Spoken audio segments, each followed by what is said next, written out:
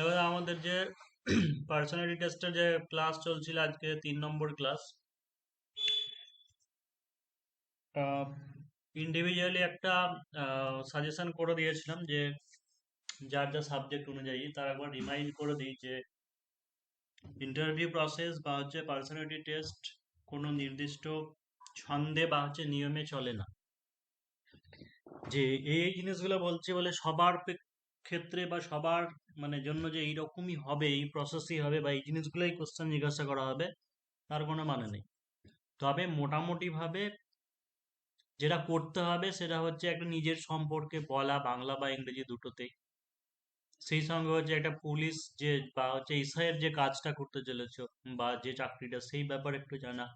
তো দেখবে পুলিশের কাজ কি, আমি সে ব্যাপারটা একটু বলে দিয়েছি, লেখা আছে নোটসের মধ্যে। এবং আর একটা জিনিস যেটা, সেটা হচ্ছে তার একটা জিনিস কি হলো যে নিজের সম্পর্কে বলা, একটা ইন্ট্রোডাকশন দেওয়া, ইন্ট্রোডিউস করা। তারপরে যেটা হয় সেটা হচ্ছে বললাম যে পুলিশ সংক্রান্ত বা যে ফিল্ডে জন্য ইন্টারভিউ দিচ্ছ, তারপরে কি হচ্ছে যে নিজের যে ডিস্ট্রিক্ট, ঠিক আছে, সেই ডিস্ট্রিক্ট সম্পর্কে। তারপরে নেক্সট কি হচ্ছে যে আহ, নিজের যে সাবজেক্ট বা যার যা কোয়ালিফিকেশন, সেই কোয়ালিফিকেশনের উপর। আর একটা জিনিস যেটা, সেটা হচ্ছে কিছু বেসিক যে জিকে এবং কারেন্ট অ্যাফেয়ার্স, সেই সঙ্গে বেসিক ইংলিশ। আর একটা যেটা, সেটা তোমার সিচুয়েশন মূলক কোশ্চেন। তাহলে কি জিনিস গেলে, একটা দুটো তিনটে চারটে পাঁচটা ছটা সাতখানা টপিক। এই টপিক হতে পারে যে সবাইকেই এই টপিকগুলো টেস্ট করা হতে পারে, আবার এমন হতে পারে সব জিনিসগুলো নাও করা হতে পারে। এই জিনিসগুলোর মধ্যে যাওয়া হয় একটা একটা ক্যান্ডিডেটকে ইন্টারভিউ নেওয়ার জন্য বা পার্সোনালিটি টেস্ট চেক করার জন্য। তার মধ্যে বেসিক জিকে যেটা বললাম, বিশেষ করে ওয়েস্ট বেঙ্গল বা জিওগ্রাফি, যেটা ওয়েস্ট বেঙ্গলের জিওগ্রাফি বা গোটা ওয়েস্ট বেঙ্গল সম্পর্কে, এটা মোটামুটি যে যার ক্যান্ডিডেট হোক না কেন জিজ্ঞাসা করে। তারপরে যেটা সংবিধান থেকে কোশ্চেন, বা যেটাকে ইন্ডিয়ান পলিটি বলা হচ্ছে, ইন্ডিয়ান পলিটির উপরেও যে কোনো স্টুডেন্টকে জিজ্ঞাসা করা হতে পারে, কারণ এইগুলো আমাদের সবার পক্ষে জানার জন্য জানা দরকার জিনিসগুলো। কারেন্ট অ্যাফেয়ার্স ন্যাশনাল বা ইন্টারন্যাশনাল হতে পারে। এবং লাস্ট, এখন যেহেতু বর্তমানে একটা পশ্চিমবঙ্গের সরকার চেঞ্জ হলো, তাই পলিটিক্যাল ব্যাপার সেইগুলো করা হতে পারে, কিন্তু ওই জিনিসগুলোর কোশ্চেনটা একটু নিরপেক্ষভাবে তোমাকে দিতে হবে। তুমি যেন পার্টিকুলার কোনো একটা দলকে টানছো বা সেটাকে হাইলাইট করছো বা পছন্দ করছো, সেইভাবে বলা যাবে না। তার ভালো দিক থাকলে ভালো দিক, খারাপ দিক থাকলে খারাপ দিক, সেই দুটো একটু নিরপেক্ষভাবে ব্যালেন্স করে নিয়ে আনসারগুলো তোমাকে দিতে হবে। তো এর আগে আলোচনা হয়েছিল, বেশ কয়েকদিনের তোমাদের নিয়েও ছিলাম। আজকে দেখবো যে যারা একবারও এখনো পর্যন্ত মক ইন্টারভিউ এখানে দাওনি, ঠিক আছে, তাদের নিয়ে নেবো। রেডি থাকো বা না থাকো কোনো ব্যাপার নেই, সবাই একবার করে দিলে বুঝে যাবে, বা সেইভাবে রেডি হতে হবে। প্রশ্নগুলোকে একটু রেডি করো। তার আগে আমি একটা আলোচনা করে দিই, যেটা বেশিরভাগ ক্ষেত্রে জিজ্ঞাসা করা হয়। পুলিশের কাজ সেটা তো লিখে দিয়েছি। আর ডিস্ট্রিক্ট, হয়তো নিজের জেলা সম্পর্কে বলা। তো আমি এখানে একটা ডেমো আনসার তোমাদেরকে দিয়ে দিচ্ছি। আমি মুর্শিদাবাদ জেলার বলে দিয়েছি, বাকি অন্য যার জেলা, সেই জেলাগুলো জাস্ট ওই জিনিসগুলোকে চেঞ্জ করে দেবে আর সেন্টেন্সটা একই রাখবে। প্রথমত সেন্টেন্স গুলো, অনেকে যাদেরকে জিজ্ঞাসা করি দেখি যে সেন্টেন্স স্ট্রাকচার গুলো ঠিক হয় না, উল্টা পাল্টা হয়ে সেন্টেন্স দেয়। সেন্টেন্স একটা স্ট্যান্ডার্ড হয়। স্ট্যান্ডার্ড খুব কঠিন বড় বড় বলছি না, কিন্তু গ্রামাটিক্যালি যেন ঠিকঠাক থাকে, একটা মনে হয় যেন যে হ্যাঁ, একটা গ্যাজেট লেভেলের কেউ একজন কথা বলছে। তো ধরো, একটা জিনিস তো থাকে যে কোনো তোমাকে ডিস্ট্রিক্ট সম্পর্কে জিজ্ঞাসা করা হলো, তুমি ডিস্ট্রিক্টে আগে নেই পিছু নেই, কোথায় অবস্থিত, কোন ডিভিশন বা মেন জিনিস সেগুলো বলছে না। তুমি বলছো এই ডিস্ট্রিক্টে একটা লাইব্রেরি আছে, এই ডিস্ট্রিক্টে একটা কলেজ আছে, এরকম করে বলছো। তার থেকে সব থেকে যে একটা ডিস্ট্রিক্ট, সেটা আমাদের ওয়েস্ট বেঙ্গলে কোন পার্টে অবস্থিত সেটা একবার প্রথমে মেনশন করে দেওয়া ভালো। যেমন Murshidabad district is the Northern part, ঠিক আছে, is Northern part of West Bengal. Total population of Murshidabad, এটা যার যা হবে, টোটাল পপুলেশন অফ যার উত্তর চব্বিশ পরগনা, দক্ষিণ চব্বিশ পরগনা, নদিয়া, সেইভাবে এখানে লিখে নেবে যে total population of Murshidabad district is about 70 lakhs।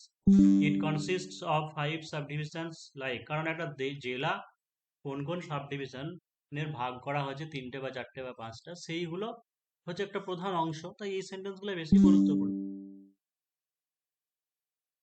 যে হচ্ছে it consists of 5 subdivisions like Baharampur Sadar, Domkal, Lalbagh, কান্দি, জঙ্গিপুর। তো যার যেটা জেলা সেইভাবে বলবে। Baharampur city is the headquarter of is the headquarter of district, অর্থাৎ ডিস্ট্রিক্টের হচ্ছে সদর দপ্তর যেটা।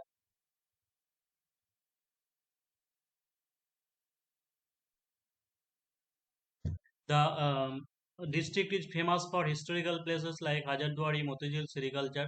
এখানে পাঁচটাই লিখেছি। ধরো তোমাকে যদিও বা বলে যে 10টা সেন্টেন্স বলো, তুমি যদি পরপর 5টা সেন্টেন্স যদি বলো এরকম ঠিকঠাক, দেখবে 3টে 4টে বলবে, তোমাকে থামিয়ে দেওয়া হবে। ঠিক আছে, আর কিছু বলতে বলবে না। 10টা ওরকম করে অত শোনার ওদের ধৈর্য থাকে না। তো মেন মেন জিনিসগুলো বলে দিলাম, 10টা দরকার নেই। আর একটা জিনিস, এর আগেবারে যেরকম হয়েছিল যে কাউকে প্রধানমন্ত্রী সম্পর্কে বা বর্তমানে যে মুখ্যমন্ত্রী আছে সেই সম্পর্কে জিজ্ঞাসা করা হয়েছিল। তো যদি এরকমও দেওয়া হয় তো দেখো যে, বা হয়তো বলে যে ডিরেক্ট যে না, আমাদের যে রাষ্ট্র প্রধানমন্ত্রী বর্তমানে আছে তুমি কত নাম্বার দেবে বা কেমন পছন্দ। তো কাউকেই কোনো মার্কস তুমি দেবে না, ঠিক আছে? তোমার কোনো যোগ্যতা এখনো হয়নি যে তুমি কাউকে বা কোনো এরকম গুরুত্বপূর্ণ ব্যক্তিকে তুমি মার্কস দেবে, মূল্যায়ন করবে। শুধু তার ভালো দিক খারাপ দিকগুলো আলোচনা করতে পারো, শুধু এইটুকু বলতে পারো। ঠিক আছে, যে মার্কস দেওয়াটা আমার পক্ষে অ্যানালিসিস করাটা মুশকিল, তবে তিনি মানে তার যে গুরুত্বপূর্ণ গুরুত্ব যেগুলো রয়েছে, ভালো দিক রয়েছে, সেই কথাগুলোকে শুধু জাস্ট বলতে হবে। তো নরেন্দ্র মোদী ইজ দ্য দেখো 15th and current prime minister of India, 15তম এবং হচ্ছে বর্তমান প্রধানমন্ত্রী। He belongs to the Bharatiya Janata Party and he wins in 2014, 2019 and 2024। ইংরেজিতে লিখে দিয়েছে কারণ এগুলো বেশিরভাগ ক্ষেত্রে ইংরেজিতে বলে, তাই জিজ্ঞাসা করা হয়। অর্থাৎ যে একটা সেন্টেন্স স্ট্রাকচার তুমি করতে পারছো কি না, বা তোমার যে হচ্ছে এটাকে কি বলা হয়, ডিসকাশন, একটা ডিসকাশন করার ক্ষমতা, সেই যে ব্যাপারটা আছে কিনা সেটা টেস্ট করা। এবার না পারলে সে বলতেই পারো যে স্যার আমি ইংরেজিতে বলতে পারবো না, সেটা হলে নাম্বার অটোমেটিক কমে যাবে। তুমি যদি বলো যে এই ধরো কোনো একটা জিজ্ঞাসা করে যে বেসিক জিনিস, তুমি যদি বলো না স্যার ইংরেজিতে পারবো না স্যার, বাংলায় বললে ভালো হয়, অটোমেটিক নাম্বার কমবেই, গ্যারেন্টি।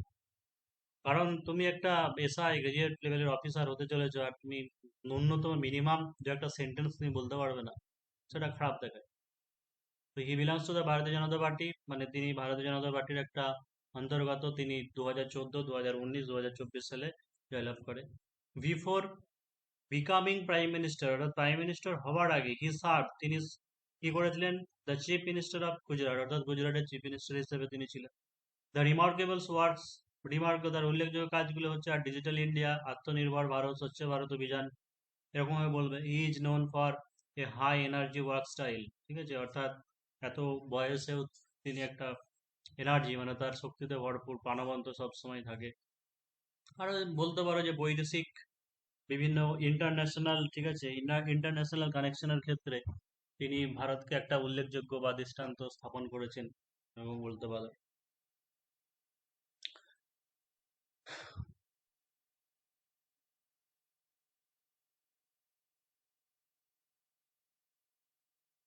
ঠিক আছে, এই দুটো একই হয়ে গেছে, এই দাঁড়ানো।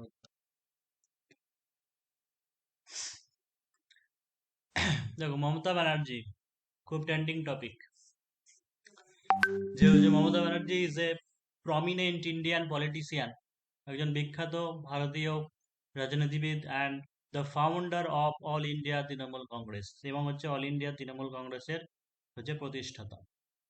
ঠিক আছে, একদম সেন্টেন্স গুলো দেখে নাও ভালো করে, যে Mamata Banerjee is a prominent Indian politician.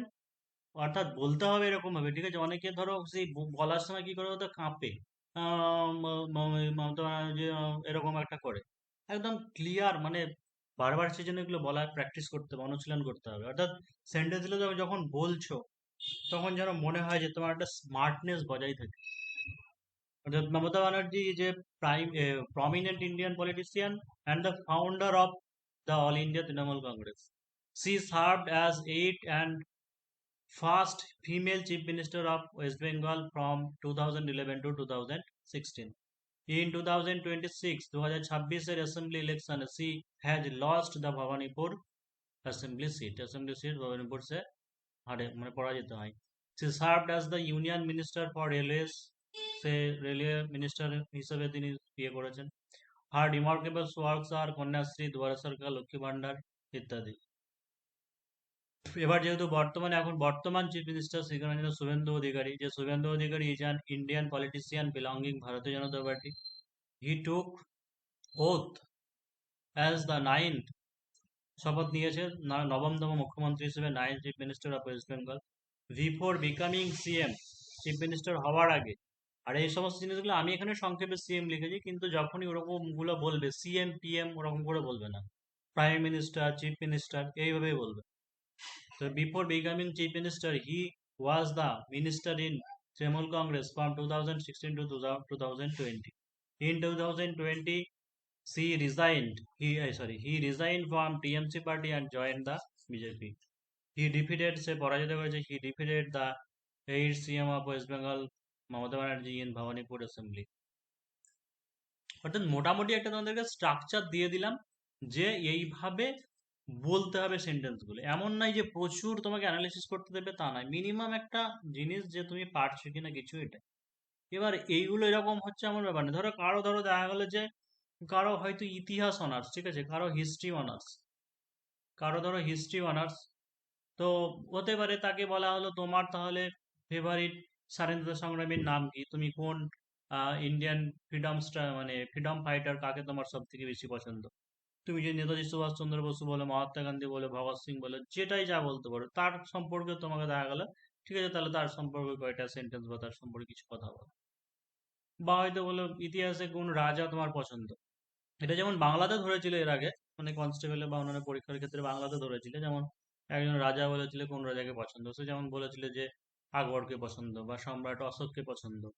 তো সেটা তার ব্যাপারে হয়তো কিছু বলতে হবে, এগুলো নিজের নিজের করে। এবার কতগুলো কি জিনিস করব, কিন্তু মানে ধরে রাখো যে এগুলো ধরে, বা হয় কোনো একটা সেন্টেন্স বাংলায় বলে দিল, দিয়ে বলে এটা ইংরেজিতে কি হবে, বা ডিরেক্ট কোনো একটা তোমার হচ্ছে যে হয়তো বললো পাস্ট পারফেক্ট, বা যে পাস্ট পারফেক্ট কন্টিনিউয়াস স্ট্রাকচারটা কি বলো, বা কখন বসে, এরকম করে ডিরেক্ট অনেক সময় জিজ্ঞাসা করে।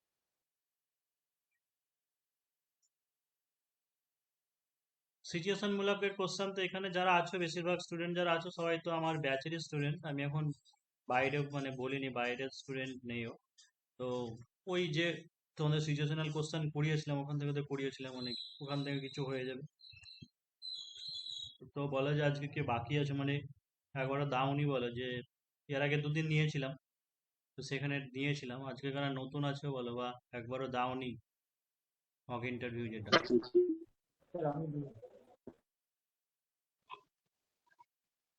বলো মিনময়, বলো তোমার নিজের সম্পর্কে বলো।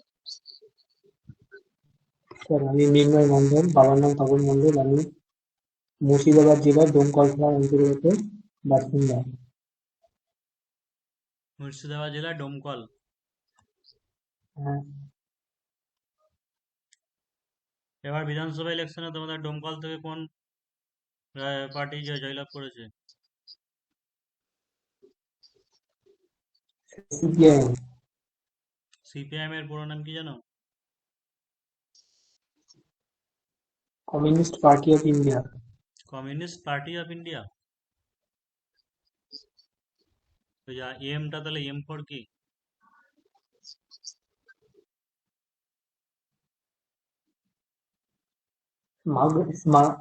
মার্ক্সবাদী। মার্ক্সবাদী। এই মার্ক্সবাদী বলতে পারবে কি জিনিস? মানে সরি এই স্যার, যে আমার এটা সিপিআইএম যে মার্ক্সবাদী যে মূল ভাবধারাটা, সেটা কোথা থেকে নেওয়া হয়েছে জানো? এটি স্যার রাশিয়ার যে লেনিন, ওখান থেকে নেওয়া হয়েছে। তোমার কি সাবজেক্ট ছিল? স্যার, আমার ম্যাথমেটিক্স ছিল গ্র্যাজুয়েশনে।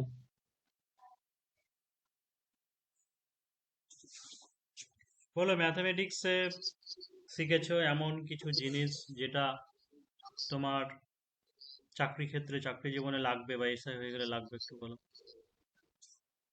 যেমন স্যার, ম্যাথমেটিক্সের যে জ্যামিতি, আমার যে পুলিশের যে ক্রাইম সিন রিকনস্ট্রাকশনে কাজে লাগবে, এবং যে কি বললে, জ্যামিতিক কিসে কোন কাজে একটা লাগবে? থানার জ্যামিতি, কোন একটা অপরাধের বা পুনর্গঠন নির্ণয়ন করতে কাজে লাগবে। আর আর স্যার কোন একটা থানার বাজেট বা ব্যয়ভার নির্ধারণ করতে ম্যাথামেটিক্স আমাদের সাহায্য করে। তাহলে যারা অন্য, যারা ম্যাথ নয় তারা পারবে না এই জিনিসগুলো। আচ্ছা, পারবি, পারা অবশ্যই পারবি, মাধ্যমিক পর্যন্ত তো সবাই শিখেছে না, সাহায্য মাধ্যমিক পর্যন্ত করবেন। তো সবাই বেসিক জিনিস জানে জ্যামিতির। হায়ার স্টাডিজে তো জ্যামিতি থাকেই না। হ্যাঁ স্যার, মোটামুটি থাকে না বলেই চলে। এমন কিছু স্ট্রং জিনিস বলো যেটা আসলে শুধু ম্যাথমেটিক্স, যারা ম্যাথমেটিক্স নিয়ে যেমন পড়েছে তারাই পারবে। ম্যাথামেটিক্সে স্যার স্ট্যাটিস্টিক বা কোন একটা অঞ্চলের যে অপরাধের যে ধরন নির্ণয়, হটস্পট অঞ্চল নির্ণয় করতে সাহায্য করবে।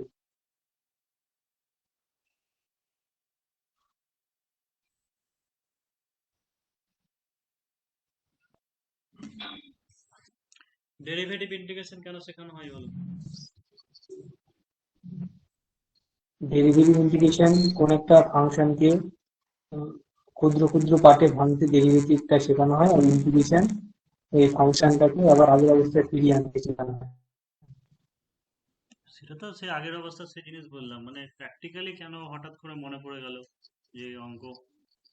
এমন তো নয় যে শুধু স্টুডেন্টদেরকে মাথা বোঝা বাড়িয়ে দেওয়ার জন্য, স্টুডেন্টদেরকে যাতে বেশি খাটতে হয় পড়া করে তার জন্য আবিষ্কার হয়েছে, তা তো নয়, তাই না? এটা নিশ্চয়ই বাস্তব জীবনে অ্যাপ্লিকেশন স্যার আছে। ইন্টিগ্রেশনটা আমরা তো রেগুলার রেগুলার কোন একটা অবজেক্টের ক্ষেত্রফল বা ভলিউম নির্ণয় করতে পারি। ইন্টিগ্রেশন কোন একটা ইরেগুলার সেট অবজেক্টের ভলিউম বা ক্ষেত্রফল নির্ণয় করতে সাহায্য করবে।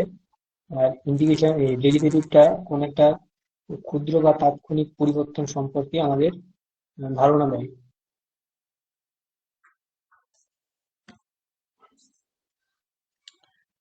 তুমি তো ডোমকল মানে মুর্শিদাবাদ জেলার, তাই তো? হ্যাঁ স্যার। মুর্শিদাবাদ জেলার একটা ঘটনা ঘটেছিল জিয়াগঞ্জ বলে একটা জায়গায়, যেখানে আফটার অ্যাসেম্বলি ইলেকশন, বিধানসভা ইলেকশন রেজাল্ট হওয়ার দিনকে জিয়াগঞ্জে একটা লেনিনের মূর্তি ছিল এক জায়গাতে। সেইখানে বর্তমানে যারা রুলিং পার্টি, হ্যাঁ স্যার। সেই রুলিং পার্টিরা হচ্ছে সেই লেনিন মূর্তিটা ভেঙে দিয়েছে, যে তা ওই আদর্শ কেন থাকবে বা এই জিনিস, তাই বলে ভেঙে দিয়েছে। তো তোমার মতে কি বলে, মানে এটা কি যারা ভেঙেছে তারা কি ঠিক কাজ করেছে নাকি ভুল কাজ করেছে?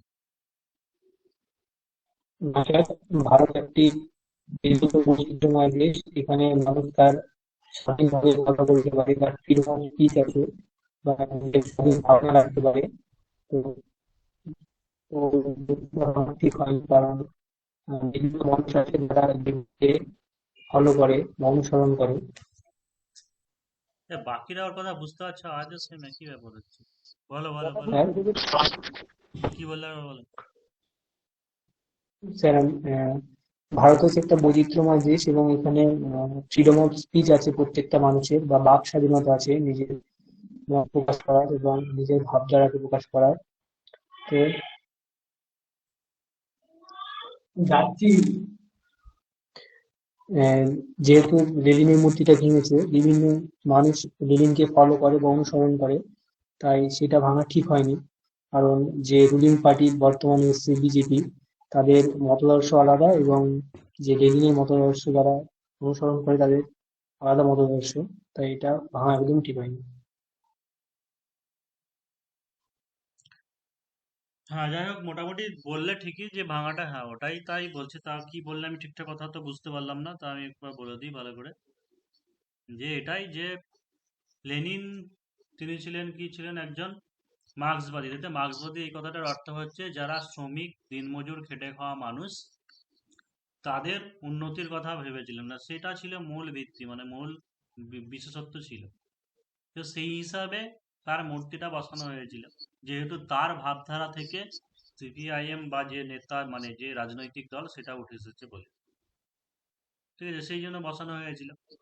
তো এই ক্ষেত্রে এটা যে সে বিদেশি, তার বিদেশি জিনিস আমাদের থাকবে এরকম কোনো ব্যাপার থাকে না। তার কারণ হচ্ছে দেশি হোক বা বিদেশি হোক, মানে যার যে কোনো আদর্শ ব্যক্তি যদি হয়, তাহলে সেই তার আদর্শ ব্যক্তিদের যে ভাবধারা, সেখান থেকে যদি মানুষ অনুপ্রাণিত হয়, তাহলে সেই ক্ষেত্রে মূর্তি রাখতে কোনো অসুবিধা নেই। যেমন এমন অনেক আছে যে রবীন্দ্রনাথ ঠাকুর বা নেতাজি সুভাষচন্দ্র বসু বা অনেক ইন্ডিয়ান ফ্রিডম ফাইটার যারা আছে, যাদের মূর্তি কিন্তু অন্য বিদেশেও রয়েছে, তাহলে কি তারা সেই দেশ কি তারা ভেঙে দেবে? সেটা কখনোই এই যুক্তিযুক্ত নয়।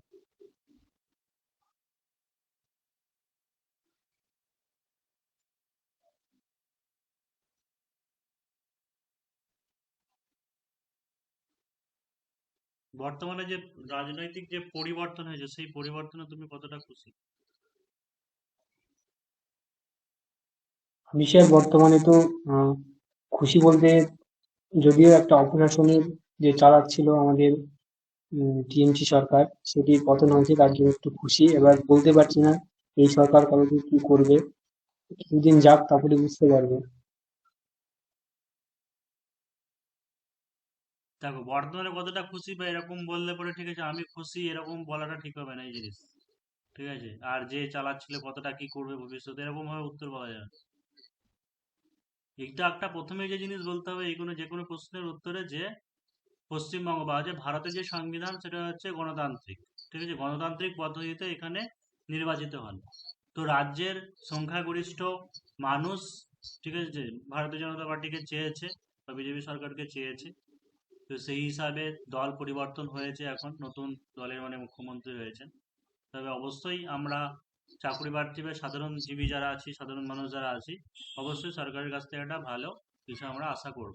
শুধু এইটুকু এরকম ভাবে বলতে হবে, ঠিক আছে? যে খুশি হ্যাঁ হয়েছি স্যার। তারপরে কি করবে দেখা যাক, এই এরকম বলা যাবে না এইসব। তুমি সবসময় হ্যাঁ। নিরপেক্ষ থাকবে, যে তোমাকে দেখে এরকম মনে হয় না যে এই জিনিস। এবার ধরো কোনো কারণে যদি যদি বলে যে তোমার কেন কি মনে হয় যে কেন চেঞ্জ হয়ে গেছে বা আগের সরকার কি খারাপ ছিল, অমুক তোমাকে এরকম দিয়ে যদি বলা হয়, তাহলে এক্ষেত্রে একটা জিনিস ওটা বলতে হবে যে হয়তো তাদের আদর্শগত কিছু ত্রুটি ছিল, বা বর্তমানে চাকরির যে ব্যাপারটা, ঠিক আছে, যে বিভিন্ন 26,000 চাকরি বাতিল বা প্রাইমারি ঘোটালা, মানে এরকম কিছু অনেক কিছু ব্যাপার শোনা গেছে, কোর্ট কেস হয়েছে, বা হয়তো বর্তমানে অনেক চাকরির ব্যাপারটা হয়নি, ঠিক আছে, এই ব্যাপারটার জন্য হতে পারে, মানে হতে পারে বা এরকম এইসব কিছু বলতে হবে।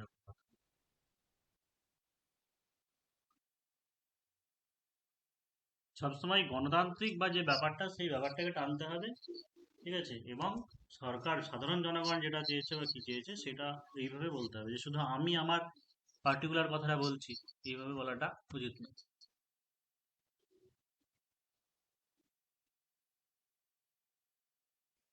বলে পশ্চিমবঙ্গের দুটো তাপবিদ্যুৎ কেন্দ্রের নাম বলো। তাপবিদ্যুৎ কেন্দ্র পশ্চিমবঙ্গের একটা কোলাঘাট, আর একটা হচ্ছে স্যার সাগরদিঘি।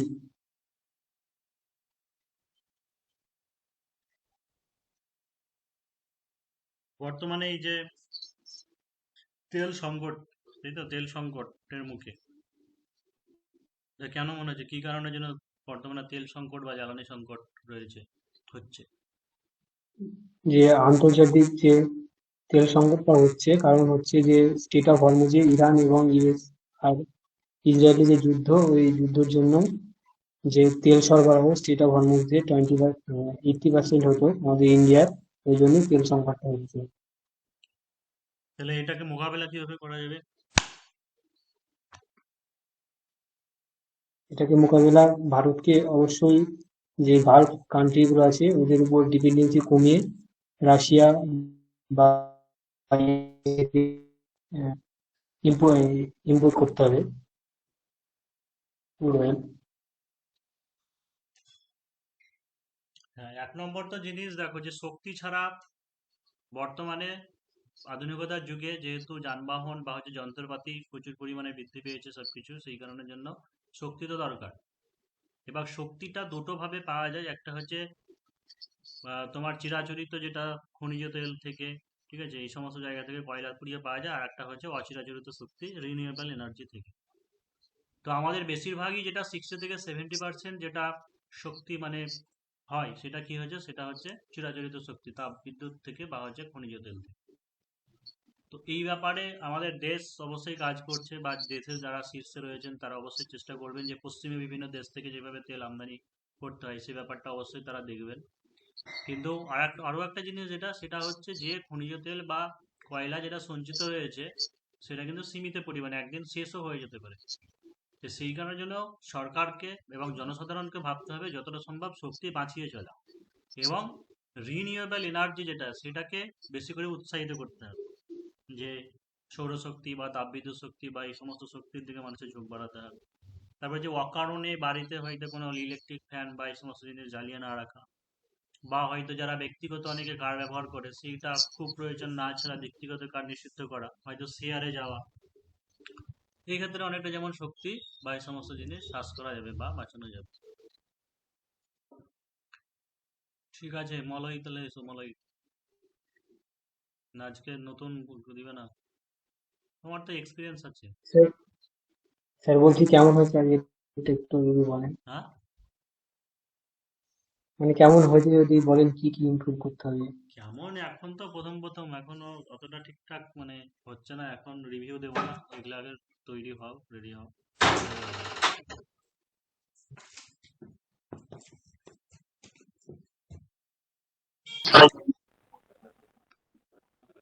স্যার বুঝতে মলয় পারলাম না হালদার, কথাটা। নদিয়া বাড়ি তাই তো নাকি? না কলকাতা। উত্তর চব্বিশ পরগনা? কলকাতা স্যার। হ্যাঁ, কলকাতায় বাড়ি। তোমার কথা আসছে না।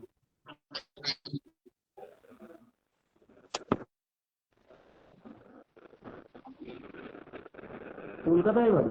কলকাতা? হ্যাঁ স্যার। কলকাতার কোথায়?